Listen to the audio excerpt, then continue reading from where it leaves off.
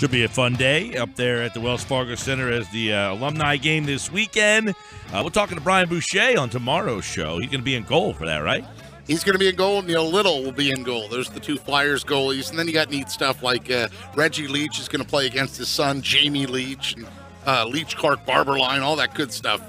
Coates, of course, is going to be in Boston. He's going to be on the radio, so you can hear him here on 97.3.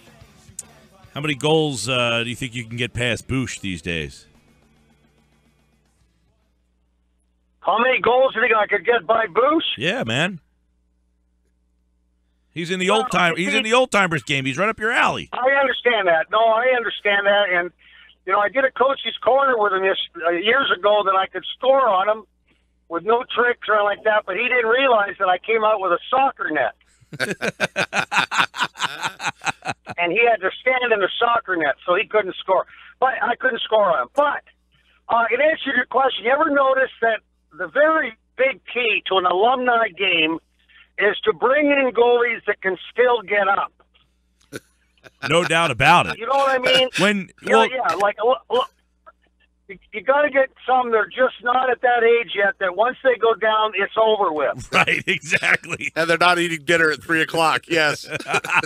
Well, Thompson said that Clarkey and Barber said this was going to be their last one. I'm thinking to myself, I can't believe those guys are still skating out there and playing in this game. And you know what? Even can they? That's why they're saying it's their last one. You get to our age, this is work. Oh, I tell you. I mean, when you take a look at that, I'll tell you what, there's a lot of, they got a crowd close to 17,000, still room for people to go. What an opportunity, because you're not in your lifetime. This is the last time you're going to get a chance to see this. Clark, Barber, Leach from the 70s, the LCB line. Then you've got the Poulin Kerr prop line from the 80s. And then you've got the Legion of Doom with LeClaire, Lindros, and Renberg. Wow. Where can you go to find that? You just can't. I mean, that is going to be one whale of a night. Plus, you get to see Danny Briere, center Simone Gagne, and Todd Fedor. So it's a heck of a night, and I hope everybody gets an opportunity to go there. Well, you just brought back some great names and memories, and this team here could use a jolt, man. Could give us a little rundown on what's going on. 4-1 to the Sabres. It seems that Hakstol trying to change some more things up. I see Gudas is going to be a healthy scratch tonight. That seems to be a card he keeps playing. Are you healthy tonight? Your answer should be no, I'm not healthy. Because all these healthy scratches, it keeps like it's like a merry-go-round. But give us a little bit of overview on what's going on here. First of all, I was very familiar with being a healthy scratch. One night in Richmond, the American Hockey League, which was the #1 farm team of the Flyers, the way we found out that we were dressed or not dressed is your sweater would be hanging up in the locker. So if it was hanging up, no problem, you're playing. So I came in, I looked, because I hadn't been playing very good, so I looked around the corner, and I went, I'm in, good. So I went over, and I pulled my stuff off, I got into my hockey underwear, I'm warming up, stretching, just doing all my routine, and John Paddock was in the next locker. He goes, what are you doing? So I'm getting ready for the game. He says, you better take a look at your sweater. It was my number with somebody else's name on it. Oh, man. Very big. Kind of a low point in my career. Okay, so now I'll get on to the serious part. Right now, they've absolutely flipped the way that the team's playing right now. And it's not for anything else, but I think a hard work and effort. Effort. I think that, like the other night, our keys to the game were to be able to get on the defense of the Buffalo Sabres because they're not very mobile, and at the same time have real quick outs out of our zone because they were going to come on the forecheck. None of those two happen. And when you don't provide even a little hint of what your plan is, that's not a good thing. So when you take a look at the team as a whole right now, they're just not competing.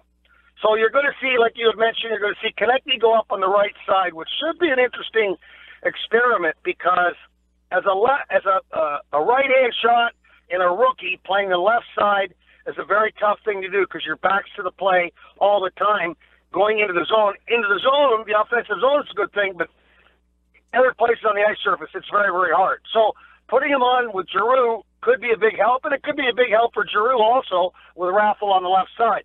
But I'm going to tell you right now, they got to start coming out and playing 60 minutes like they did in the 10-game win streak. It's not a matter, this game or this league is too tough to just figure, okay, we just won 10 games in a row. We'll come out and we'll do what we have to do. We'll win when we want to win. It just doesn't happen like that. Why do you think they struggle so much in the offensive zone, Coatsy? And do you think puck possession has a lot to do with the latest struggles for the Flyers? I did see one of the road games recently where the Flyers simply, they were in the defensive zone, but they simply couldn't possess the puck out of the defensive zone, and the opposing team had it. I mean, they were making 5-on-5 line changes in their own zone. It was nuts. I just think it's puck support. You know, if you send one guy in to forecheck, that's fine. If you know, if you're going to be able to get it, but you're not going to get it with one guy. You have to have the support. You have to know when to go and when not to go. If the second guy doesn't get in, you can forget about it. And I think that's what happened the other night in Buffalo. I mean, just whether it be lack of effort, lack of timing, lack of energy, all those different things, it just wasn't happening. So what they wanted to do was get the puck in and get on them, create the cycle, do some good things, but no, never happened. Oh, yeah, they had a lot of shots. And that doesn't mean anything if all the shots are perimeter shots. Couldn't finish. And they played against they got against a goaltender that was 6'6", 230 pounds. You know, you got to get a goalie that size moving. If you're just firing it at the net, which sometimes when you're struggling, you might want to just try doing, but that guy didn't really have to work too hard as far as moving around or being acrobatic the other night. I had a listener tweet to me, Coatsy, that Couturier is out. Flyers win 10 straight. He comes back, and then this. I know it's not all him, but what gives? And I said, I'll ask Coatsy about that. So what gives with Couturier coming back? The team should get better when Couturier comes back. You would like to think so. I don't think you can pin it on. I mean, that's just an ironic situation. I've already mentioned that it's been a team thing. Like, it's not one where all of a sudden the Giroux line's going really good or the Couturier line's going really good or the Shen line's going very good. I don't think any one of them are going very good right now. If you watched the last two games in Columbus and in Buffalo, I think that they played all right against Tampa when they had the new lines, but prior to that, they had struggled. So I think when you look at the team as a whole, they have to come out as a team, as five. You know, one of the greatest things about if you watch good teams, like the Los Angeles Kings and the Pittsburgh Penguins, they play as five. Everywhere they go, they got somebody on you.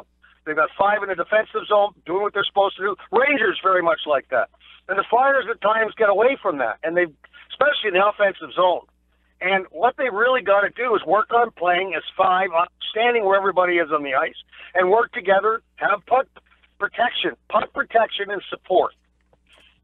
We're talking with Flyers analyst Steve Coates as the Flyers are home tonight against the Vancouver Canucks. That's the last team that they haven't seen in Philadelphia so far, that game tonight at the Wells Fargo Center. Now, Coatsy, how much urgency goes into these three games because of the way the schedule breaks down, too? This is the first year of this league-mandated bye week. I know Ron Hakstol went on the record as saying that he's not a big fan of that. But, yeah, 3 games, and then they're off the ice for 4 days, and they don't play again until January 21st. Tell us about this bye week, why it's in place. I haven't heard anybody say anything good about the bye week. How did it get passed? Because it had something to do with the world. Coatsy could say it better than I can.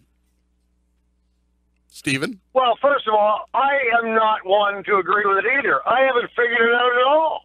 I mean, we have the All-Star break that comes up at the end of the month for 4 days. And so now you got all the teams having mandatory weeks off. And it was just something that was thrown in the NHLPA or by the NHLPA. It's what they wanted back from the National Hockey League for the National Hockey League having the ability to do 3-on-3s. So it was just a bargaining chip. The dumbest thing I ever seen. And the Flyers just had a week off before Christmas. And the World Cup of Hockey next season. That had a lot to do with it, too. In order to get that World Cup of Hockey next season put on, the NHLPA asked for the bye week to start getting put in. It's just silly. Just so as a bargaining chip.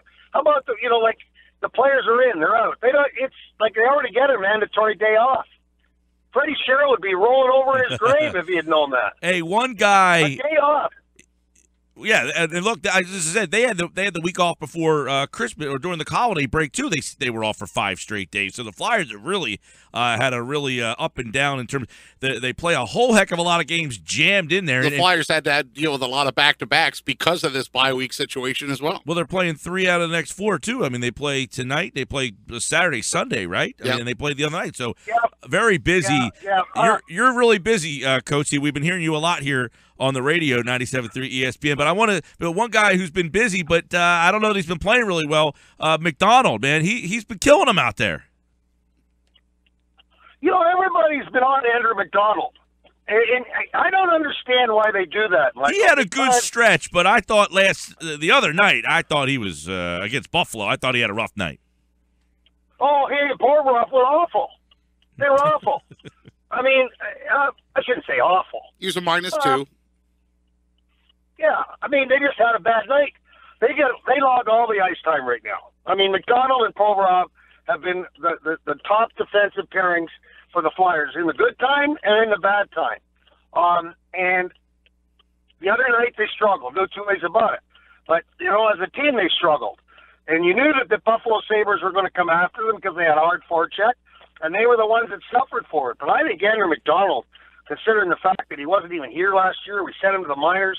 He had a good attitude. He went down, he played. And as like I mentioned, Provorov and McDonald have been our number one pair, and they're logging 20, 21 minutes, 22 minutes a game. Hey, before we let you run here, I know you're heading up to the arena for tonight, Flyers Canucks, right here on 97.3 ESPN. You think Barber, Craven, Prop, LeClaire, Gagne could help this team right now? One of them guys? No. No.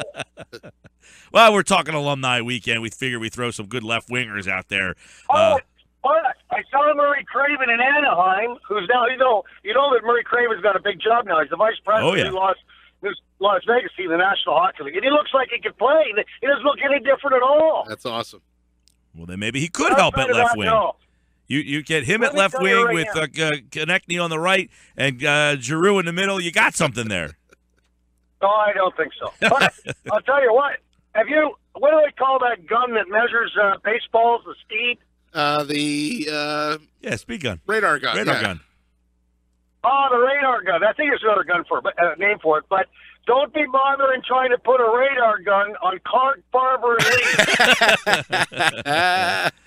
That's fantastic Coatsy stuff. and Tim Saunders have the call tonight. Starts at 7 o'clock right here on 97.3 ESPN. Take care, Coatsy. Thanks, buddy. Okay, guys. Take care, all right?